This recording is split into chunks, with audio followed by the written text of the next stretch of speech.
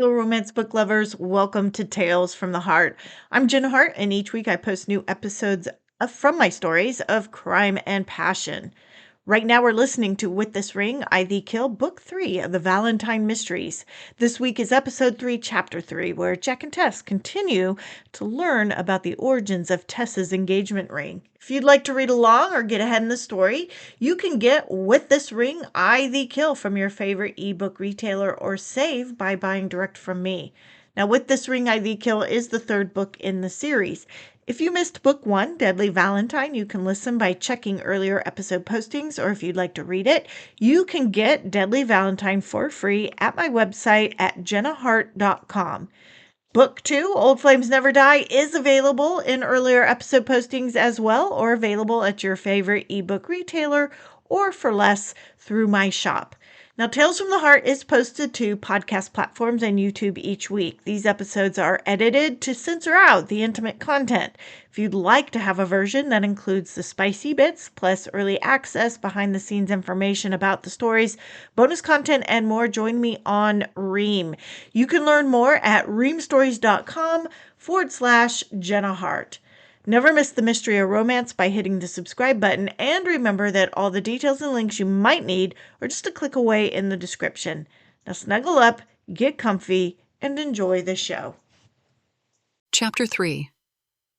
I guess we're stopping by Bigby's, Tess said when they were back in the car. Jack nodded. If Ricky is right, a ring from an estate had to have some sort of papers. If they were still at Feinstein's when the killers arrived, they probably took them. Why? They're worthless without the ring. For one thing, they'll need them if they get the ring back. Second, without them, the police don't have anything to work with. If it weren't for our trouble this morning, the police wouldn't know about the ring. Jacob didn't seem to think Mr. Feinstein would do business with Bigby. It can't hurt to visit just to see, Jack said. Bigby's auction house was located on the other side of Jefferson Tavern. It catered to the very rich in Central Virginia. It always struck Tess odd how Virginians were often depicted as backwoods rednecks in movies and books, when in truth there was a lot of money in Central Virginia. The source of money ranged from inheritance and horse breeding to movie stars and best-selling authors. And if any one of them had something to sell or buy, they often did it through Bigby's auction house. Have you bought from Bigby's? Tess asked Jack as they parked at the auction house. a few things for the house. That secretary desk? He nodded. Good eye. Tess felt the welcome chill of the air conditioning as Jack opened the door to the auction house. Can I help you? Asked a woman immaculately dressed in a dark, snug pencil skirt and stark white blouse that plunged deep between ample breasts. As she came closer, recognition came to her eyes. Mr. Valentine, how nice to see you again. Are you here for a catalog? We have an auction coming up in 2 weeks. No, thank you, Diane. I was hoping I could get some information. About what? Did you recently have a heart-shaped blue sapphire ring with diamonds? Diane's expression turned thoughtful.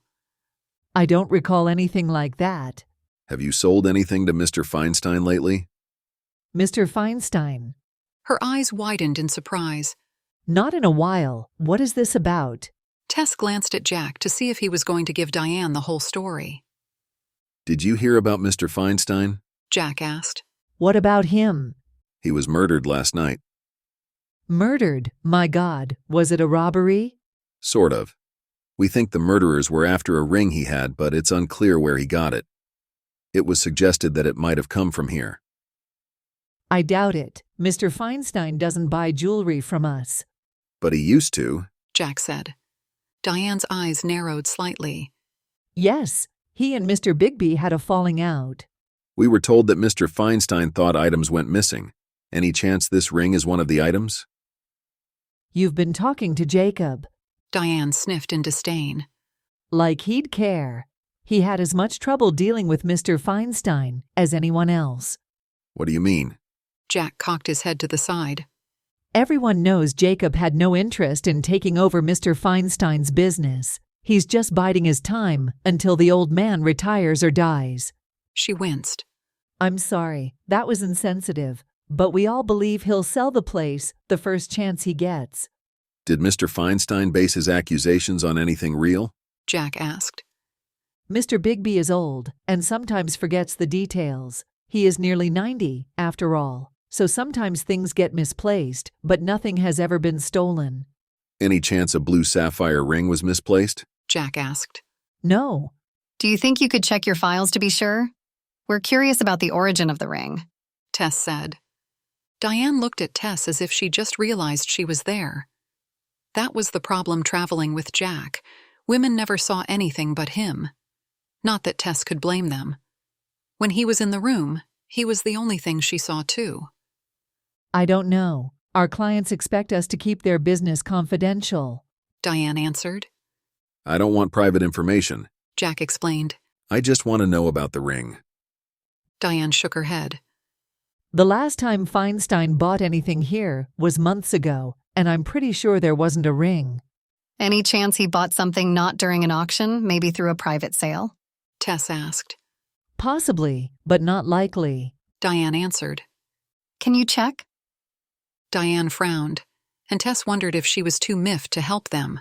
But then Jack smiled, and like most women, Diane caved under Jack's charm and dimple. I can give you a catalog of our inventory now. I'll go check to see if there is any information on items we sold to Feinstein. Tess watched as Diane made her way to the back of the store and through a heavy, dark curtain. Diane has a thing for you. Tess said in a low voice. Jack was preoccupied by a Victorian platform rocker. Did she ever try to auction herself to you? At first, she thought he didn't hear her, but then he turned his head, giving her a coy smile. Yes. I guess it's the curse of being Jack Valentine. He grinned. Now you know how I feel every time I catch Daniel ogling you. Tess snorted. I have one admirer. You have every woman who comes into contact with you. Helen doesn't think much of me. That's different. She's worried you'll hurt the senator. She's mad that I stole you from Daniel. You didn't steal me. Face it, Valentine, even I couldn't resist your charm. You tried hard enough. What about Diane? This rocker would look good in the extra bedroom, don't you think? He drew her attention to the chair. You're not going to tell me if you bid on Diane. When the time comes, that room will make a great nursery. Would it be easier if you told me the women you didn't sleep with? Jack tilted his head and furrowed his brows in thought. Maybe. I'll start with Diane. I did not take her up on her offer. I can't imagine why not.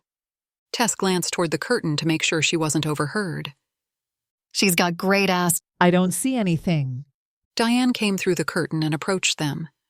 I can't find anything you're describing in the list of inventory or a receipt. Are you sure it was from here? No. Jack said. But thank you for checking.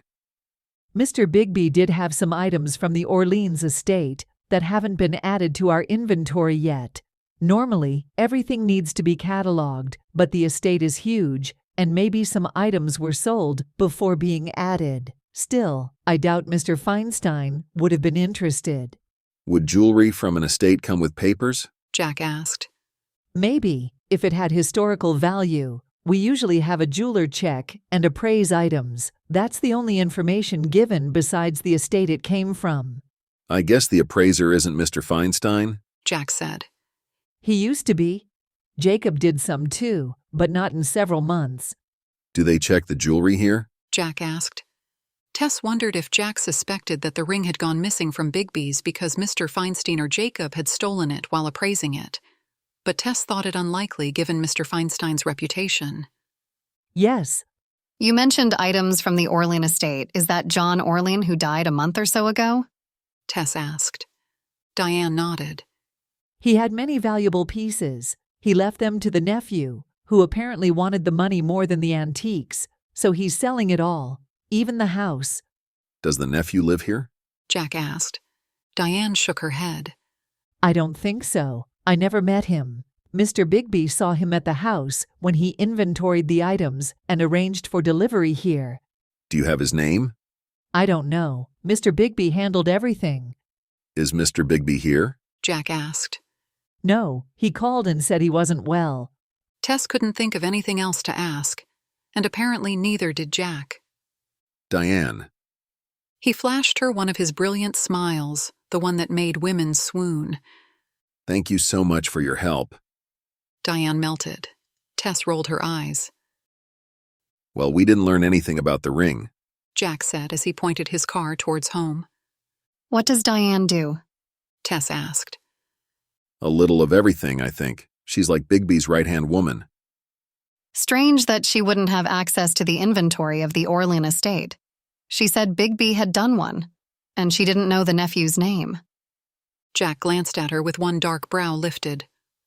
Our goal is to learn why the ring is important, not to solve a case. I suspect they're related. Tess replied. Maybe the inventory Bigby took isn't in the computer or wherever Diane would have access to it. She did say he was a little slow with details. Defending Diane? Tess smirked. Well, she did try to inventory me once. At least she has good taste. Tess pulled out her smartphone and opened the web browser.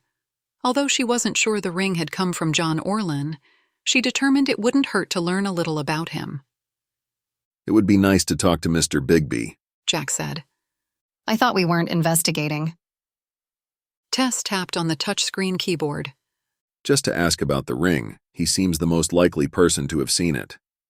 That's assuming he had it. Diane and Jacob both indicate that it's unlikely Feinstein would do business with Bigby. Right. This says here that Orlean died of a heart attack back in April. Tess read from her phone's screen. His hobby was collecting antiques, particularly items from France. He had no wife or children and left everything to his nephew, Guy Orlean, who lives in Quebec. That's a long way to ship priceless antiques. Jack said. I don't know. John Orlean shipped them from France, if this article from Jefferson Tavern Living is correct. So maybe he just wanted the money. According to this, he's getting a lot of money. Tess turned toward Jack. He might know about the ring. Maybe, but when you consider all the trouble that ring has caused, it suggests there's something extra special about it. If the nephew knew the ring was special, he'd want it, wouldn't he? Maybe not. Who wants trouble? I don't. I'm going to email Daniel with the information we've gathered. I don't know if it will help, but if Ricky is right and the ring came from Bigby, and Diane is right thinking it might have come from the Orlean estate, that might help his case. I hope he puts it to good use. The car was silent as Tess composed her email. She hit send and placed the phone in her purse. He'll probably be annoyed that we talked to Ricky, but He'll act annoyed, but if it leads to something, he'll be thankful. I'm glad you and he are getting along. Tess glanced at Jack to gauge his response. They had had a rocky relationship, but Daniel seemed to have come to terms with the fact that Jack was in her life. It helped that she hadn't been involved in anything that Daniel felt he needed to protect her from since the fiasco with Jack's ex, Liv Danforth. Until now. I'm glad you have him, even if he is annoying, and He didn't finish his thought. And what? I know what it's like to love someone who doesn't love you back. I don't envy him that. Tess's brows lifted. Who didn't love you back? You. Jack glanced at her, surprise shining in his eyes. You forgot that I was in love with you when you were engaged to someone else, too. Oh, yeah. It still surprised her to hear him say it. She'd thought their close friendship and flirty banter all those years ago was just that, teasing among friends. Except, of course, she'd had moments in which her feelings were more than friendly. Why didn't you say anything back then? Because you were engaged to my friend, although I thought about it a couple of times. Remember that sailing trip when Brad couldn't come and I canceled on my date? Yes, when your mom chaperoned us. He grinned. Good thing she was there because there were a couple of times when I desperately wanted to kiss you. Tess blushed as the thought of a forbidden kiss came to mind. I know you'll find this surprising, considering the relationship I had with Liv when she was married, but I knew it was wrong to want you. Did you know Brad was cheating? No, He said it fast with a little hint of anger behind it. if I had, all bets would have been off, and who knows where we'd be now. I think I loved you then, too. Tess had never spoken her belief out loud, even though she often thought it. Jack didn't look at her, but she saw the slow slide of a very satisfied smile spread on his face. Did you know that already? His smile looked a little too sure. No, not really. There were moments when I wondered, but then thought I was projecting. Wishful thinking. He reached out, took her hand, and squeezed it. The journey was long and hard, but so well worth it, don't you think? Absolutely. This time she was the one who lifted his hand to her lips and kissed his knuckles. After stopping off at their home in Jefferson Tavern to pack, Jack and Tess made the 2-hour drive to Roslyn, Virginia. Jack's penthouse sat on top of an exclusive hotel. It was the first big expenditure he made when he realized that being wealthy wasn't a fluke, but he didn't buy the lavish top-floor apartment to flaunt his money. The purchase was practical, as the building was on the Roslyn Metro line to Washington, and the apartment had spectacular views of the Lincoln Center and the Lincoln Memorial, all the way to Key Bridge in Georgetown. To get the view, he needed to buy the biggest and most expensive unit. It was several thousand square feet more than he needed, but he decided it would be his one indulgence. He also bought the smaller apartment next to his for Cora. She was getting on in age, although her personality vacillated between a petulant child and brooding teenager, which was worse lately because she didn't like Tess. He kept hoping things would improve, but Cora was stubborn. I was thinking, Tess said as they exited the elevator and walked toward the penthouse door. Cora is going to be happily surprised to see you until she sees me. That's too damn bad. He'd hoped that Cora would be in her apartment to avoid a battle, but on the other side of the door he could hear the television going full blast, indicating Cora was in his place instead of her own. It's been weeks since you've seen her. I'll get out of your way so you can give her the time she needs. He loved that Tess would do that for Cora, particularly since the gesture would never be appreciated or returned on Cora's end. But he didn't like giving in to Cora's behavior. At some point, she needs to come to grips with the fact that you're in my life, forever. Yes, but she's having to share your time and it's hard for her. It would be the same if she were a child. You're saying Cora's acting like a child? Tess smiled. Yes, and I'm the evil stepmother. It's not like she didn't come visit us. Jack wished Tess would take a more assertive stand against Cora. And she complained the whole time about how terribly I took care of you. Okay, we'll do it your way, but I need to go into the office for a little bit. I think the safe there is the best place to keep the ring until we know what we're dealing with. That means you'll be alone with her. That's fine, the place is big enough for the two of us. Jack thought he heard Tess add. I hope. He opened the door and called, Cora. Her head whipped around. At first, pleasure and surprise lit her face, but he knew the minute she saw Tess. Her eyes narrowed and her lips pouted. She turned back towards the television. I'll be in the gym. Tess walked towards the hallway that would take her to the back bedroom Jack had converted into a gym. Jack sat next to Cora on the couch. What is she doing here? Cora grumbled. She's my fiancée. Don't say that. For a minute he thought she'd put her fingers in her ears and start yelling, la la la la. Is there something wrong with your apartment? He asked. Your TV is bigger. I'm old and need the big screen. If you're going to use my place, you're going to have to accept Tess. He worked to keep his tone from sounding parental. Until she dumps you again. She won't. She will. She won't. She will. For an old lady, you act like a child sometimes, Jack said. Watch your mouth. I'm your grandmother. I deserve more respect. I'm your grandson. I deserve respect, too. Humph. I won't have you treating Tess badly, not in my home. Are you kicking me out? Cora's tone challenged him to try and remove her. He could move her if he had to. She was short and light, but she could be vicious when she wanted to, so odds are he wouldn't be able to remove her without suffering a few scrapes. No. He sighed and decided to go with a different tactic. A few months ago, when I wanted nothing to do with her, you told me to fight for her. It was a moment of weakness. Seeing you drunk and pathetic tends to do that to me. Jack laughed. He'd indeed been drunk and pathetic, nursing heartbreak inflicted by Tess. You said that you wanted me to be happy, and Tess makes me happy. There's more to happy than what takes place between the sheets. Careful, Cora, Jack warned, but his voice was soft. As difficult as she was, he loved her. Tess could be difficult at times as well. He wondered what it was that drew him to difficult women. They were the two most important people in his life, and somehow they were going to have to make this work. She's dangerous, Cora said, and Jack wondered if she was talking about Tess or a character on the TV. Dangerous? Since you've been with her, you've nearly been killed twice. That's my fault, not hers. In fact, the first time was your fault. Me? She turned her beady blue eyes on him. It was your secret that got Asa killed, Jack explained. And it was my old girlfriend that got me shot. You can't hold that against Tess.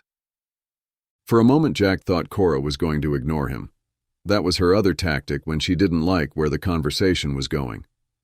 As it turned out, she was just thinking of her next comeback. I didn't notice a ring on her finger. I think you're having second thoughts. I'm not. He opted to not tell her about their latest fiasco regarding the engagement ring. I'm going to marry her and I'd like you to be a part of our lives. She'd like that too. No, she doesn't. She ignores me. She didn't even say hello to me. Can you blame her? I noticed you didn't say hello to her. Cora jerked her chin up. Of course you'd side with her, and what will happen to me when you're married? You gonna shove me in some old folks' home? You know they harvest body parts there. No, they don't, and no, we won't put you in a home as long as you don't get too unruly. They do. When they autopsied Huey Britton, he had no kidneys. Cora, no one wants old, used parts. Shows what you know. She turned away, pouting again. We won't put you in a home. Jack couldn't decide whether to be amused or annoyed. Fine, marry her if you want. But when it doesn't turn out, don't come crying to me. Tess is in the other room. It's just you and me here, so why don't we spend some time together? Now? She looked up at him with hopeful eyes surrounded by age, but in them he could see a woman whose faculties were sharp. Yes, now. She put her hand in his and rested her head on his shoulder. Tess was right. Cora was going to be the child in their new family. When Cora's eyes began to droop, he escorted her to her apartment for her daily nap. You'll be here when I get up? I have to go to the office. Tess will be here. Pa. Cora turned abruptly to her apartment. But I'll be back later. Maybe we can have dinner together, all of us. He said the words to Cora's door. He sighed and then headed towards the gym. As he passed the master bedroom, he heard the shower and made a detour. He considered joining Tess, but she turned off the jets before he could do more than remove his shoes. He grabbed a towel and leaned against the sink, waiting for her to exit. When she saw him, she smiled and walked straight to him. Did she send you to your room? He wrapped the towel around her. Why don't you stand up to her? He rubbed the towel up and down her back. What for? It wouldn't make any difference. It might. If I beg her to be nice for your sake, she'll think I'm a putz. If I tell her she's a jealous old bat, she'll say I'm abusing her. I can't win. No, my only option is to ignore her. Tess pulled away. Jack wondered if that was how Tess survived growing up with parents who were indifferent to her. He knew she had a long history of people treating her poorly, and maybe it was a coping mechanism to ignore it. But he couldn't believe that Cora's behavior didn't bother her. If you'd ignore her too... I can't ignore her, she's family, Jack said. I don't mean ignore her altogether. I mean ignore her when she's Tess bashing. You sabotage the effectiveness of my ignoring when you don't. Right now, she thinks you're in here soothing my hurt feelings, when in fact I'm soothing yours. If she thinks she's getting to me, she wins. But if we ignore her comments, she'll get mad first, which might be fun to see, and eventually give up. She's a bully, Jack. It's always best to ignore bullies. She walked towards him, slid her hands over his chest. Instinctively, he pulled her to him. What I hate most is how she hurts you with her comments. She's an idiot for not realizing how much it bothers you. But I understand where she's coming from. She's worried I'll take you away. When you're as old as she is, with only you to care for her, I suspect that's a scary prospect. I love you, you know that, right? I know. She gave him a coy smile, then moved away and walked to the bedroom. Opening her drawer, she pawed through her undergarments. He needed Tess to understand she should try a different tactic with Cora. She might respect you more if you stuck up for yourself. Maybe if it's important to you, I'll talk to her. but don't expect we'll be one big happy family soon. She pulled out a pale pink bra. What do you think of this? Jack bit his lip. You know what I think. But I'm trying to have a serious conversation with you. Again? I'm getting worried. We aren't even married yet, and I seem to have lost my appeal. No. I'm trying to control my baser instincts. Too bad. I like your instincts. For a split second, Jack thought he'd win the fight to control his libido. The issue with Cora had to be resolved, hopefully, before he and Tess were married. She sighed, relinquishing power to him. The magnitude of her surrender never went unnoticed. He knew Tess didn't give easily or freely, but he'd won her heart. She no longer hesitated or held back in bed or in life. What she gave him, her heart, her trust, fed his soul. He lifted his head, captured her lips, wanting her to know that he'd always cherish the gift of her love and trust. And because she gave him all that she had to give, he wanted to give her everything: love, family. Thank you so much for listening to this episode of Tales from the Heart. I hope that you enjoyed it and that you will be back to find out what happens next. Will Jack and Tess continue to investigate the origins of the ring? Now remember, you can listen to full uncensored episodes over at reamstories.com/Jenna Harte. Just click the follow button and then select With This Ring I Thee Kill audio cover for all the episodes. If you'd like to read along or get ahead in the story, you can get With This Ring I Thee Kill from your favorite ebook retailer or save by buying direct from me. All the details and links you might need are a click away in the description. Make sure you don't miss the next episode by hitting the subscribe button so that you'll know when it's posted. Thank you again for listening. Until next time, this is Jenna Harte wishing you peace, love, and happily ever after.